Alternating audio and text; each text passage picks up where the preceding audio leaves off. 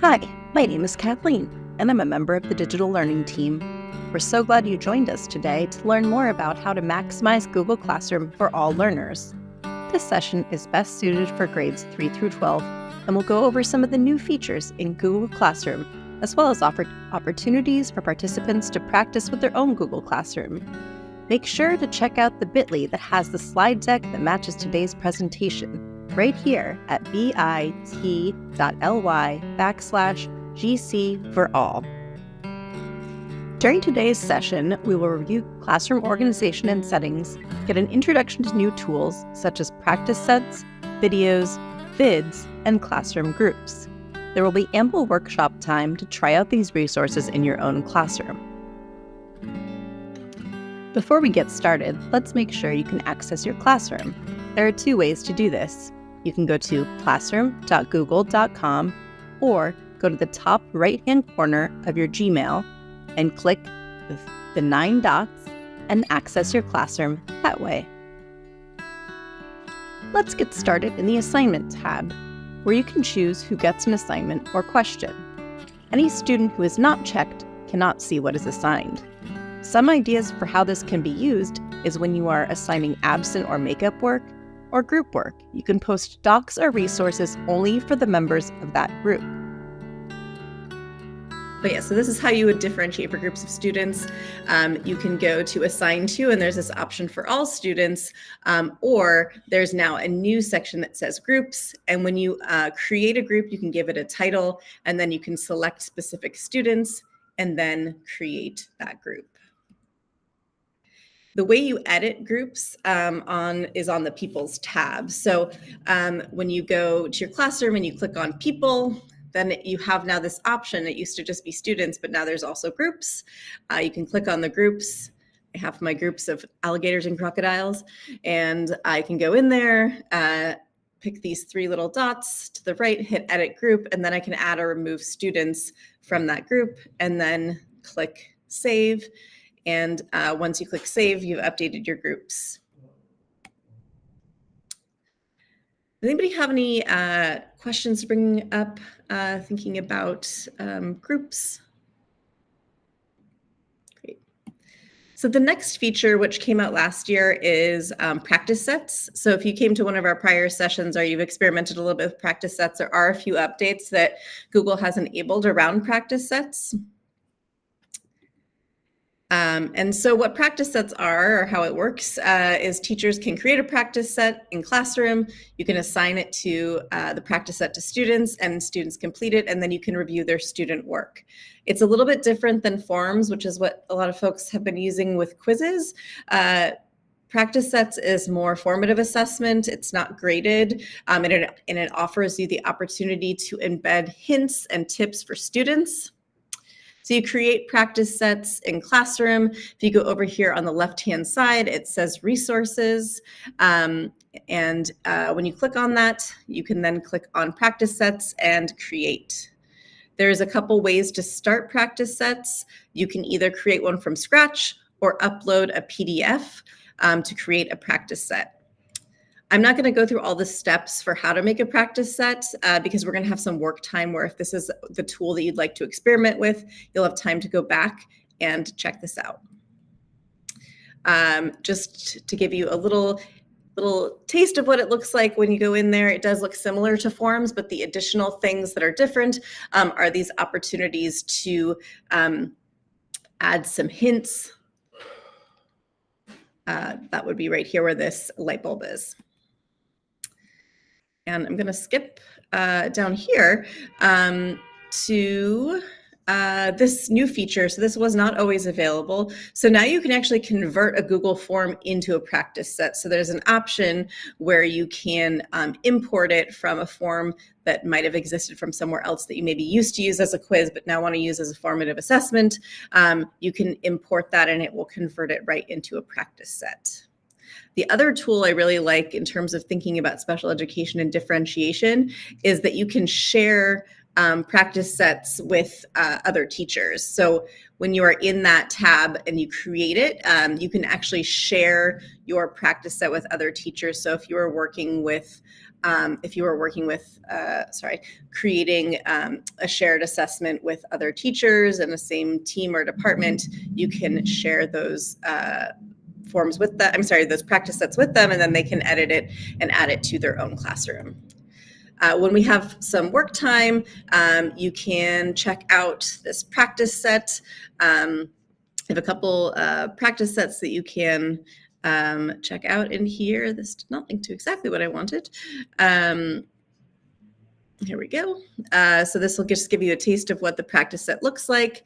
The other great thing about practice sets and the Google videos resources that I'm going to show you is you can look at it from the teacher view, but you can also try it as a student. So if you want to see what the student is going to see, you can click on that and it'll give you an option of how to check that out. And then these are the little light bulbs I was talking about that will give you a hint, which can be some of these pre-created suggestions from Google. You can also link it to Google Videos. So the next tool is resources. So if anybody is familiar with Edpuzzle, this is a very similar sort of structure. And what it does is it allows you to create these video activities and embed questions aligned to YouTube videos.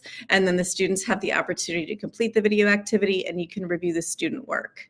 The other great thing about both these features is they offer in what they're calling insights, classroom insights. So you can get an overview of sort of where the students are struggling with, where they're struggling, like what questions multiple students got incorrect or correct, how many times they tried to answer the question. So it gives you a lot of information, again, thinking about formative assessments. So to create the video activities in Google Classroom, you go to the same place that you would go for practice sets. This resource is here. And then you would click on create a new video activity. And then that will take you to YouTube, or you can paste a YouTube URL in the search bar if you already have, say, a YouTube video that you frequently use for a specific lesson. And then you can add questions. And then click done and assign it. So here is what it looks like. Like I said, similar to practice sets, you can take a look at it from a teacher view and then also from the student view to see what they're going to see. And it enables you to ask different types of questions. There's multiple choice, short answer. And you can give individualized student feedback as well, and comments. And again, this is the insights feature that both practice sets and videos offers, is that you can see how many times, how many answers they got correct, how many times they tried to take the quiz, etc. And then, like I said, you can also give individualized comments just like on any other assignment. And then if you click here, this will take you to an example video activity that I created. So you kind of just see what the features are, the different questions. You pick where in the video you want to embed those questions. So you can take a look at that if that's something you're interested in. Now, this is the first time that we have shared this next tool, which is called Google Vids, not to be confused with videos. So the videos is enabled in Google Classroom, but I wanted to touch on Google Vids because it is a new feature that's in your Drive, but it also can be used to create assignments for students. So I wanted to just give folks an intro to what this is and how you could use it in your classroom. So it's an AI-powered video creation and editing app, and it can be used for announcements, meetings, instructional videos, student projects, and more. And it can be shared in multiple ways. So similar, you create the video, share it with the students. Students can view or create videos, or create vids, sorry. And then educators can view the shared vids if you assigned it as an assignment for students. So to get started on a vid, this is not in, when you begin one, you would start it in your Drive, and then you would go to this new, and now there is an option of adding Google Vids. And then you'll be prompted to select a template from the gallery or upload a project, pre-existing project. And then once you're in there, you'll be prompted to decide which scenes you want to insert. and be taken to an editing space where you can edit all of those fun things like the color theme, text, video, images, and all of those are on the right-hand side of your toolbar. If anybody is familiar, I know we have some D-Leafs on this call. If you're familiar with Adobe Express, it's very similar to their video templates, but the really nice thing I wanted to introduce about this is that it's already embedded in Google. So it's just nice, it's all in one space. And then the other, I didn't put a note about it.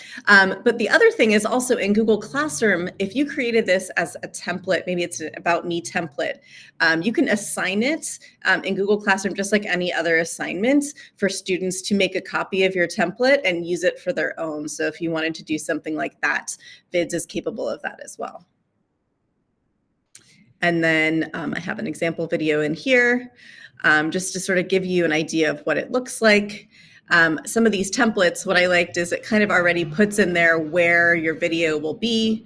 And then when you play it all the way through, it has it already sort of formatted in a visually appealing way.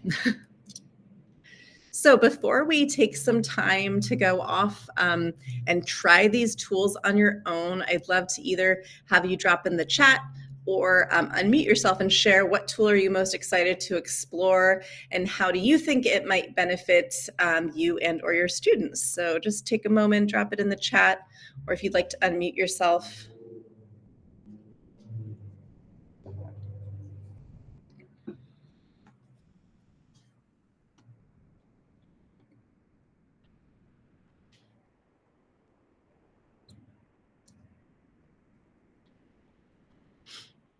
I'm excited about using Google Vids. See what I can do with that. Yeah, awesome. Practice sets. Ooh.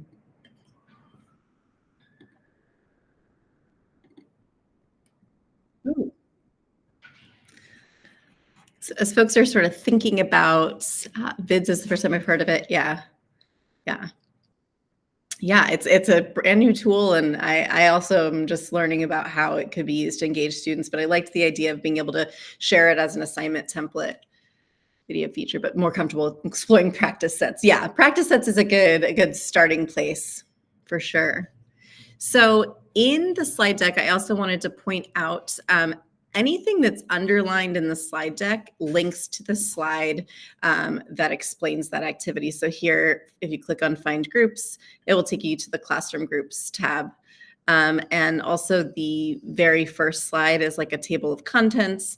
So you can go back to that at any time if you'd like to check out any specific feature. So we really wanted to make this something you can come back to and, just take what you can right now. Ooh. So some options to try out. So if you wanted to try out classroom groups, you could find groups in your Google Classroom, make some groups if you had some of those things in mind. Apologies for the ambulance there. And then try making some Google groups. And there's also some links here for examples of ways to use Google groups as a resource if you want to check out what other teachers are doing. Practice sets. So find out where practice sets lives in your classroom. You can read more about resources on practice sets. Try creating one from scratch or uploading a form and turning it into a practice set. You can check out the sample practice set that I shared. Try out Google videos. So find where it is in the resources section. There's some links here if you are more of a visual learner on how to assign videos, create your own, view an example, see how to add questions. And if you're feeling like you really want to dive all the way in, feel free to check out the vids and see where it is in your Google Drive. And there's some resources here from Google on vids. Create your own, customize it. Maybe you want to see where it is in Google Classroom to assign it. There's also a step-by-step video here on how to create a Google vid. Thank you for joining us today, and please check out more digital learning opportunities at bit.ly/DLE-PD. Happy digital learning!